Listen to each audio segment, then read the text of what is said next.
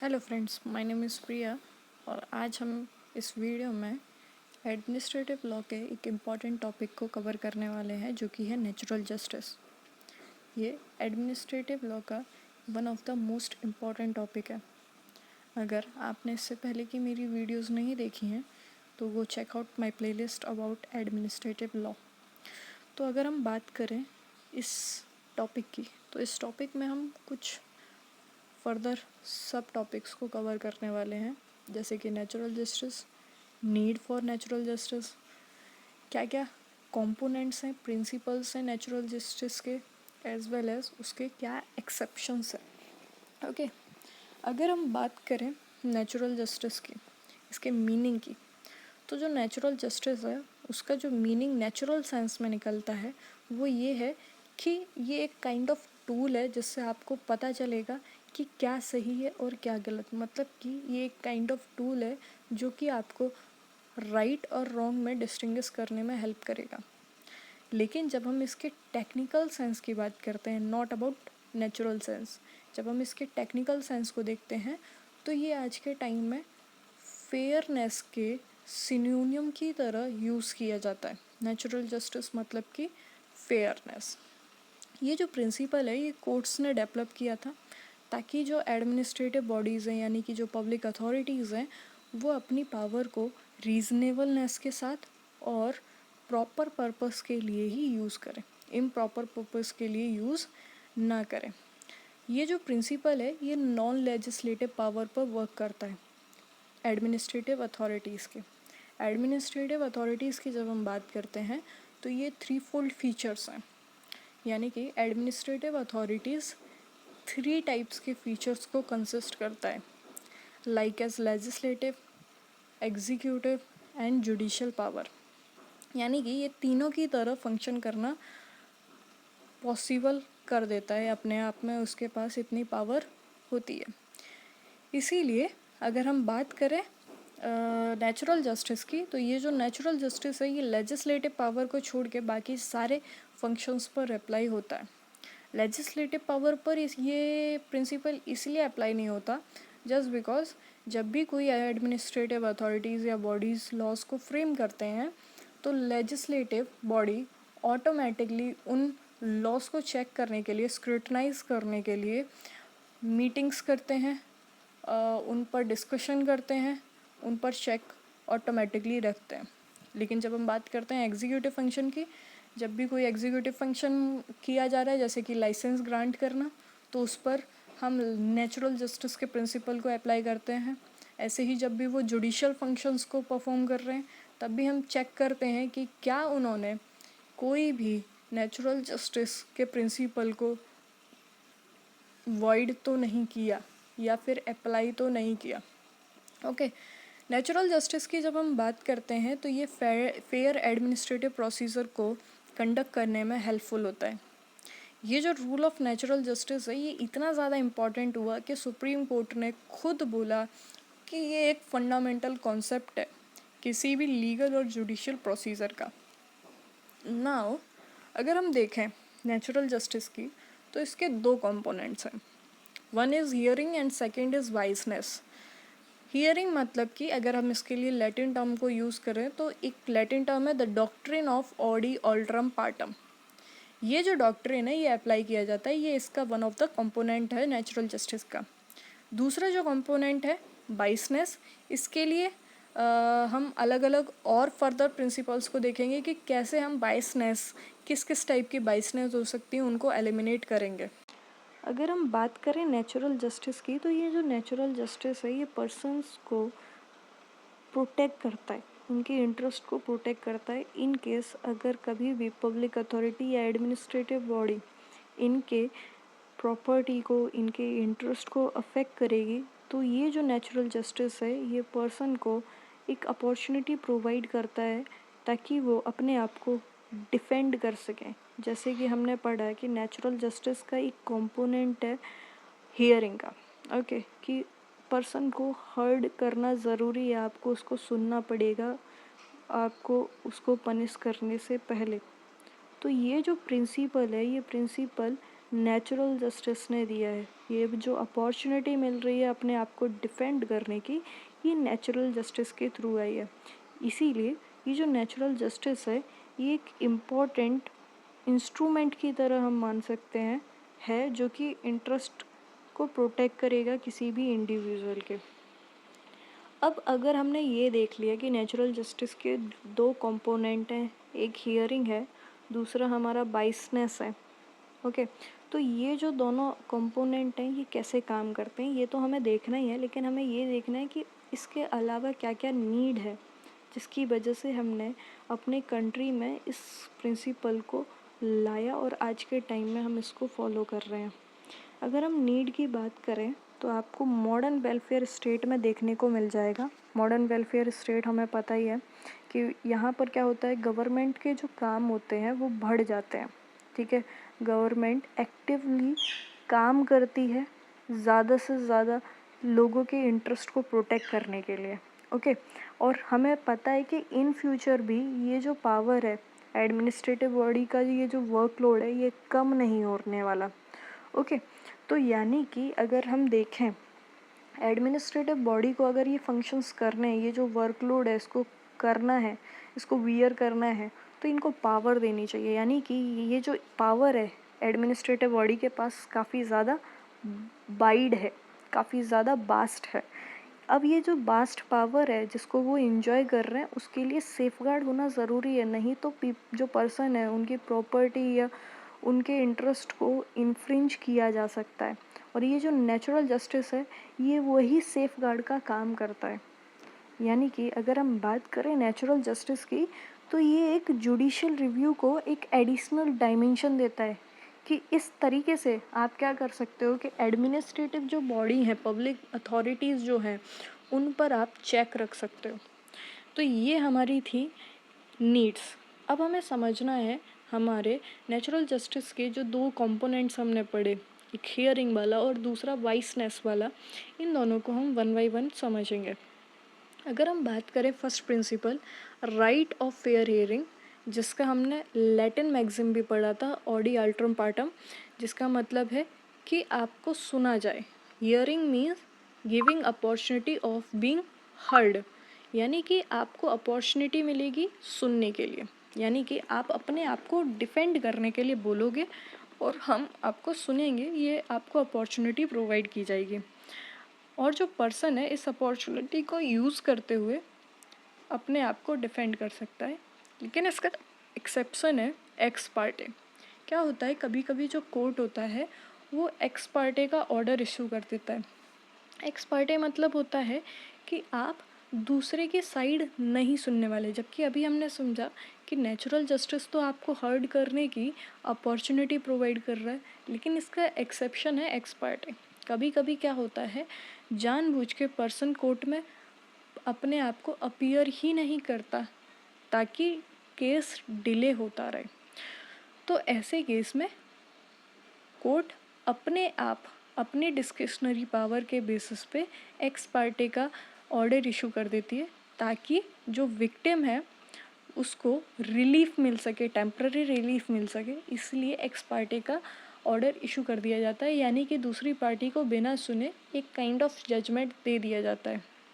Okay, तो हमने देखा है कि राइट ऑफ फेयर हियरिंग है जहाँ पर आप अपने आप को डिफेंड कर सकते हो। इस जो प्रिंसिपल है इसको हम सिने क्वा नन भी बोल सकते हैं। रीज़न, इसका मतलब क्या होता है, इसेंशियल, यानी कि हम बोल सकते हैं इम्पॉर्टेंट। इसका मतलब होता है इम्पॉर्टेंट, यानी कि ये एक सिविलाइज सोसाइटी में एक इम्पॉर्टेंट प्रिंसिपल है जिसको फॉलो करना चाहिए। अगर हम बात करें राइट ऑफ फेयर हियरिंग, इस फेयर हियरिंग में सिर्फ सुनने की बात नहीं होती, इसके अलावा भी कुछ कंपोनेंट्स होते हैं जिनको हम आगे पढ़ेंगे, जैसे कि नोटिस को सर्व करना, कोर्ट में अपीयर होना, कोर्ट में अपना लीगल रिप्रेजेंटेटिव लाना, कोर्ट में एविडेंसेस प्रोवाइड करना। तो ये सब हमारे राइट ऑफ फेयर हियरिंग में ही कंसीडर किए जाते हैं। तो अगर इन केस कभी भी कोई भी एडमिनिस्ट्रेटिव बॉडी आपको नोटिस नहीं सर्व करती, ये बोल के कि हमें नोटिस सर्व करने में डिफ़िकल्टी आ रही थी, या किसी पर्सन को सुनती नहीं है इस बेसिस पे कि ये पॉसिबल नहीं था या डिफ़िकल्ट था, तो वो जो एक्शन है वो जस्टिसेबल बिल्कुल नहीं माना जाएगा, यानी कि ये आपका राइट है। और जस्ट बिकॉज आपको डिफ़िकल्टी हो रही थी ये करने में, ये कोई भी एक रिलेवेंट कॉज शो नहीं करता। यानी कि अगर किसी पर्सन ने, जैसे मान के चलिए, एडमिट कर लिया कि उसने क्या किया है, क्राइम किया है, तो सिर्फ एडमिट कर लेना या फैक्ट का इनडिस्प्यूटेबल होना कि सामने वाला कोई कुछ कह ही नहीं रहा, इनडिस्प्यूट हो रहा है, उस पर कोई डिस्प्यूट ही नहीं हो रहा, फैक्ट एंड इशू ही नहीं है कोई, तो ऐसे केस में आप नेचुरल जस्टिस को सर्व ना करो, ऐसा नहीं होगा। आपको फिर भी प्रॉपर प्रोसीजर फॉलो करना पड़ेगा। जैसे कि हमने बात किया, फेयर हियरिंग के और भी कंपोनेंट्स हैं, जैसे कि right to notice, right to present case, right to present evidence and right to representative. इनको भी वन बाय वन देखते हैं। राइट टू नोटिस की अगर हम बात करें तो नोटिस में सबसे ज़्यादा इम्पॉर्टेंट क्या चीज़ें हैं जो होनी ही चाहिए, जैसे कि टाइम, किस टाइम पर कोई भी हियरिंग होने वाली है, प्लेस किस जगह होने वाली है और किस टाइप की हियरिंग होने वाली है, डिसिप्लिनरी हो रही है, कैसी जुडिशियल प्रोसीडिंग के थ्रू हो रही है, यानी और हमें ये भी बताना है कि किस लीगल अथॉरिटी के अंडर वो हियरिंग कंडक्ट होने वाली है। साथ में जिस पर्सन जो एक्यूज्ड है उसको आप किस चार्जेस के बेसिस पे एक्यूज्ड डिक्लेयर कर रहे हो वो स्टेटमेंट में मेंशन होना चाहिए, वो नोटिस में मेंशन होना चाहिए। साथ में प्रपोज्ड एक्शन जो लिए जाने वाले हैं वो भी उसमें मेंशन होने चाहिए कि जैसे कि इस चार्जेस के थ्रू हम ये एक्शन ले रहे हैं। ओके, तो ये चीज़ें उस नोटिस में मेंशन होनी चाहिए। अगर आपने नोटिस में एक्शंस नहीं लिखा, सिर्फ चार्जेस लिख दिया, आपने एक्शंस नहीं लिखे, तो वो जो नोटिस है वो वेग कंसीडर किया जाएगा। यानी कि अ नोटिस इज वेग if it merely mention the charge without mentioning the action. सिर्फ चार्ज आपने मेंशन कर दिए, एक्शन आपने मेंशन नहीं किए, तो वो जो नोटिस है वो अपने आप में वेग होगा, मतलब कि इररिलेवेंट हो जाएगा। यानी कि आपको क्या करना पड़ेगा, नोटिस में प्रॉपर ये चीज़ें, तीनों चीज़ें मेंशन करनी पड़ेंगी। ये राइट ऑफ फेयर हियरिंग का ही एक इम्पॉर्टेंट कॉम्पोनेंट है। अगर हम बात करें केस लॉ की, तो sir Sadilal and chemical work versus state of UP के केस में ऐसा हुआ था कि एक कंपनी थी जिसको लाइसेंस मिला हुआ था 2 जगह पर लिक्कर को ट्रेड करने का, ठीक है। अब एक थी हरदोई, नहीं हरिद्वार था आई गेस, एक दूसरा था बिजनौर, ठीक है। ये 2 जगह थी, कोई भी 2 जगह मान लीजिए ए एंड बी। तो आपको देखने को मिला कि इसके पास 2 जगह का लाइसेंस है। ओके, आफ्टर दैट क्या होता है, जो गवर्नमेंट होती है वो लाइसेंस को ख़त्म कर देती है, रिवोक कर देती है और दूसरी थर्ड पार्टी को वो लाइसेंस प्रोवाइड कर देती है किसी बी वाली जगह का, ठीक है। तो ये जो पार्टी है जिसको पहले 2 जगह का राइट था, वो क्लेम करती है आपने मुझे अपॉर्चुनिटी तो दी ही नहीं कि मुझे सुना जाए। तो जो हाई कोर्ट था उसने तो इस चीज़ के लिए डिनाई कर दिया। इलाहाबाद हाई कोर्ट ने बोल दिया कि नहीं भैया, गवर्नमेंट का जो डिसीज़न है वो सही है, ठीक है, आपको वो है ना नोटिस इस चीज़ के लिए नहीं सर्व करेगी। लेकिन जब सुप्रीम कोर्ट आया तो उसने इस ऑर्डर को क्वैश कर दिया और एक नया डिसीज़न दिया जिसमें बोला कि आपको नोटिस सर्व करना पड़ेगा, अदरवाइज़ वो नेचुरल जस्टिस को प्रिंसिपल को फॉलो नहीं करेगा। तो ये चीज़ हमने देखी। राइट टू प्रेजेंट केस में ये है कि भैया आप कोर्ट के सामने किसी भी तरीके से प्रेजेंट कर सकते हो केस को, ओरली और राइटिंग दोनों तरीके से, नेसेसरी हो तो ही ओरली, अदरवाइज राइटिंग में होता है वैसे तो ये आपके पास राइट है। सिमिलरली जब हम बात करते हैं राइट टू प्रेजेंट एविडेंसेस, तो आपके पास अपनी साइड रखने के लिए, अपने आप को गिल्ट फ्री प्रूफ करने के लिए एविडेंसेस को प्रेजेंट करना पड़ता है और सामने वाली पार्टी के पास भी राइट होता है कि वो क्रॉस एग्जामिन कर सकती है उन एविडेंसेस को। तो ये क्या है, ये भी हमारे राइट ऑफ फेयर हियरिंग के ही पार्ट्स हैं, क्योंकि हियरिंग में ये सारे प्रोसीजर्स फॉलो करे जाते हैं। तो यहाँ पर भी क्या होना चाहिए, प्रॉपर आपको राइट मिलना चाहिए। आपको एविडेंस प्रूफ ही नहीं करने दिए जा रहे, हियरिंग हो रही है, तो क्या वो फेयर हियरिंग मानी जाएगी? तो नहीं मानी जाएगी। नेक्स्ट है हमारा राइट टू रिप्रेजेंटेटिव, यानी कि आपके पास जो लीगल ऑफिसर्स होते हैं, एडवोकेट्स होते हैं, उनके थ्रू अपने केस को रिप्रेजेंट करने के लिए आपको राइट प्रोवाइड किया जाता है। अगर हम बात करें Crescent Dyes and Chemicals Limited versus Ram Naresh Tripathi के केस में क्या हुआ था, या ये बोला गया था कि स्टैंडिंग ऑर्डर अगर आपको रिस्ट्रिक्ट करता है कि आप कोई भी लीगल रिप्रेजेंटेटिव नहीं रखेंगे, तो उस केस में ऐसा ज़रूरी नहीं है कि आपको फिर आप ये क्लेम करो कि आपके पास राइट है, आप रिप्रेजेंटेटिव रख सकते हो, ऐसा नहीं है। लेकिन जब हम मेनका गांधी वाला केस पढ़ते हैं, उसमें बोला गया है कि आपके पास राइट है कि आप रिप्रेजेंटेटिव रख सकते हैं, लेकिन अगर एक्सेप्शन यही है कि अगर आपके स्टैंडिंग ऑर्डर क्या होता है, जब है ना एम्प्लॉयर और एम्प्लॉय, ठीक है, एम्प्लॉयर और जो एम्प्लॉय होते हैं उन दो के बीच में जो रूल्स एंड रेगुलेशंस फॉर्म किए जाते हैं उनको स्टैंडिंग ऑर्डर बोला जाता है। और ये स्टैंडिंग ऑर्डर में अगर कोई चीज़ मेंशन की गई है तो उसको फॉलो किया जाएगा। अब हम बात करेंगे रूल अगेंस्ट बाइसनेस की। रूल अगेंस्ट बाइसनेस क्या बताता है कि आप किसी के अगेंस्ट बाइस नहीं होंगे, प्रीजुडाइज नोशन नहीं होना चाहिए आपका। इसके लिए एक लीगल मैगजिम भी यूज़ किया जाता है, नेमो जुडिक्स इन कॉसा सुआ, ठीक है। इसका मतलब होता है कोई भी जज जिसका केस में कोई भी इंटरेस्ट है वो उस केस में प्रिसाइडिंग ऑफिसर की तरह वर्क कर ही नहीं सकता। यानी कि अगर जज का किसी भी तरीके का केस में इंटरेस्ट है तो वहाँ पर वो उस केस को डील ही नहीं कर सकता। और वो जो बाइसनेस है वो इन्हीं पर बेसिस रहेगी, इंटरेस्ट पर बेसिस रहेगी। ये इंटरेस्ट पर्सनल बाइसनेस पर भी हो सकते हैं, पिक्यूनिटरी बाइसनेस पर भी हो सकते हैं और सब्जेक्ट मैटर पे भी हो सकते हैं। पर्सनल बाइस मतलब कि आपका कोई पर्सनल गेन एंड लॉस हो रहा है, उसको हम क्या बोल देंगे, पिक्यूनरी बाइस। और वहीं पर पर्सनल वाइज की बात करेंगे तो आपका कोई ब्लड रिलेशन अगर वहाँ पर देखने को मिल जाता है तो पर्सनल वाइज हो जाता है। सब्जेक्ट मैटर की जब हम बात करते हैं, जैसे कि आप किसी भी टॉपिक से रिलेटेड थोड़ा सा इंक्लाइन हो, जहाँ पर आपको किसी टॉपिक से कोई अलग ही लगाव है, ठीक है, अगर उससे रिलेटेड कोई टॉपिक आ जाता है तो may be might be chances हैं कि आप अपने डिसीजंस को प्रीजुडाइज करो। ओके, तो ये होता है हमारा रूल अगेंस्ट बाइसनेस। क्योंकि यहाँ पर क्या होगा, बाइसनेस में जो जजेस होंगे वो बिना आपको सुने, ठीक है, वो एक प्री नोशंस बना लेंगे अपने माइंड में कि हमें किसके फेवर में और किसके अगेंस्ट में डिसीजन देना है। फिर चाहे हियरिंग कंडक्ट हो या ना हो वो इररिलेवेंट हो जाएगी अगर आपका जो माइंड है वो प्रीजुडाइज हो जाएगा। ओके, तो यही चीज़ यहाँ पर बताई गई है कि नेचुरल जस्टिस जो है वो इस बाइसनेस को कर्टेल करने की बात करता है कि भाई बाइसनेस नहीं होनी चाहिए कभी भी।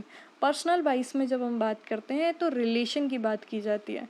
रिलेशन कैसा भी हो सकता है, ब्लड रिलेशन भी हो सकता है, मैरिज के थ्रू भी कोई रिलेशन हो सकता है, प्रोफेशनल रिलेशन हो सकता है, बिजनेस रिलेशन हो सकता है, फ्रेंडशिप एंड एनिमिटी, यानी कैसा भी रिलेशन होगा वहाँ पर चांसेस हैं कि बाइसनेस आ जाए।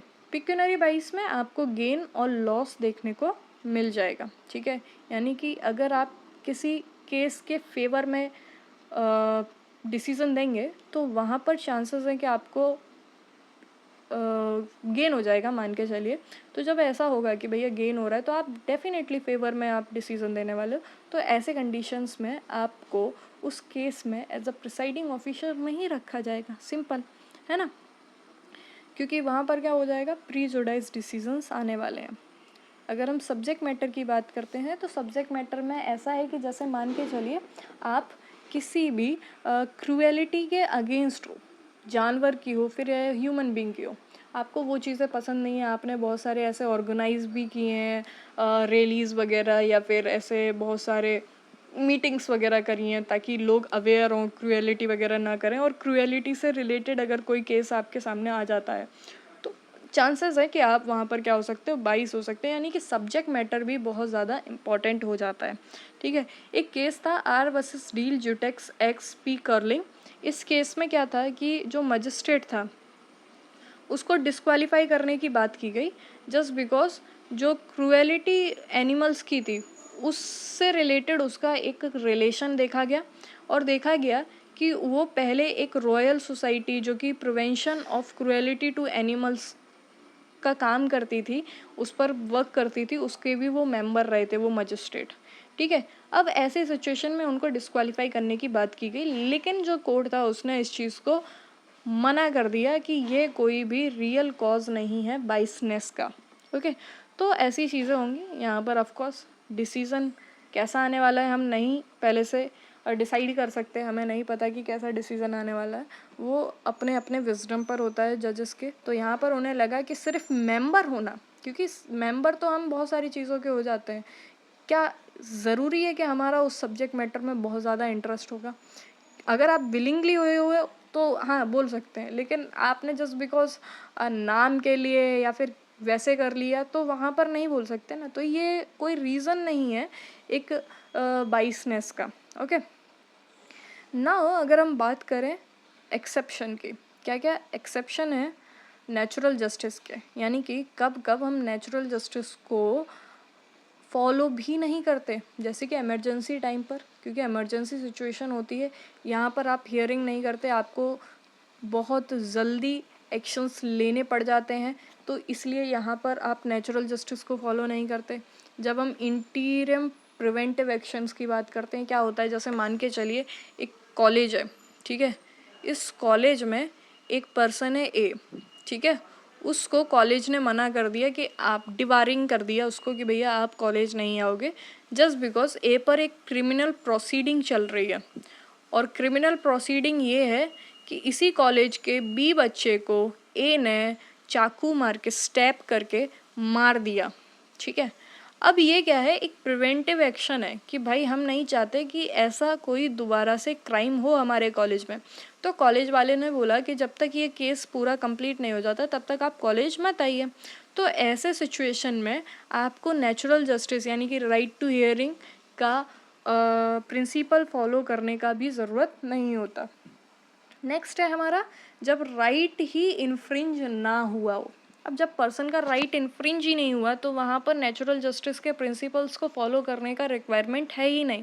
जैसे एक सिचुएशन थी जहाँ पर दिल्ली गवर्नमेंट ने एक लॉ पास किया था और उस दिल्ली गवर्नमेंट ने ये बताया था कि टेनेंसी जो होती है, रेंट वगैरह का जो टाइम पीरियड है वो कितना रहेगा, एक लिमिट कर दी उसने टाइम पीरियड की, ठीक। तो अब अगर एक पर्सन जो कि एक पर्टिकुलर रेंट में रह रहा है, रेंट पे करते हुए रह रहा है, और उसने वो जो लिमिट थी उसको कंप्लीट कर लिया, अब वो उसमें उसको रहने नहीं दिया जा रहा, ठीक है, उसको वहाँ पर रोक दिया गया बिना उसकी साइड सुने हुए, बिना उसको सुने हुए, बिना उसको अपॉर्चुनिटी दिए हुए राइट फॉर हियरिंग के लिए। तो वो भी क्या होगा, वैलिड माना जाएगा, क्योंकि भाई जहाँ आपका राइट इन्फ्रिंज नहीं हुआ वहाँ पर आप राइट कैसे मांग सकते हो नेचुरल जस्टिस का, ओके। क्योंकि यहाँ पर तो आपको पहले से पता था इतने टाइम तक रह सकते हो, अब आप जानबूझ के उसको एक्सीड करने के लिए सोच रहे हो और कह रहे हो, तो नहीं, वो नहीं चलेगा। क्योंकि क्या होता है कि जब कोर्ट प्रोसीडिंग्स होती हैं तो उस टाइम पर सारी चीज़ें जैसी हैं वैसी ही रह जाती हैं। जैसे कि अगर कोई पर्सन रेंट में रह रहा है, ठीक है, किसी रूम में रह रहा है, तो उसको बोलेंगे जब तक प्रोसीडिंग कंप्लीट नहीं हो जाती तब तक तुम रुको, ठीक है, उसके बाद ये सारी चीज़ें ख़त्म हो जाएंगी। जैसे कि किसी की प्रॉपर्टी सील कर दी, ठीक है, अब जब तक प्रोसीडिंग चलेगी तब तक वो प्रॉपर्टी सील रहेगी, भले डिसीज़न फिर बाद में उसी पर्सन के फेवर में क्यों ना आ जाए। तो ये होता है, तो ऐसा जानबूझ के करने लगेंगे लोग। तो इसीलिए बोला जाता है जब आपका राइट ही इन्फ्रिंज नहीं हुआ तो फिर वहाँ पर नेचुरल जस्टिस की ज़रूरत ही नहीं है। तो ये जो टॉपिक है ये हमारा नेचुरल जस्टिस अभी कवर होता है। अगर आपको अच्छा लगा वीडियो तो प्लीज़ लाइक करिए, सब्सक्राइब करिए और कमेंट्स भी करिए, जैसा भी आपको फीडबैक देना है उससे related. So thank you for this video.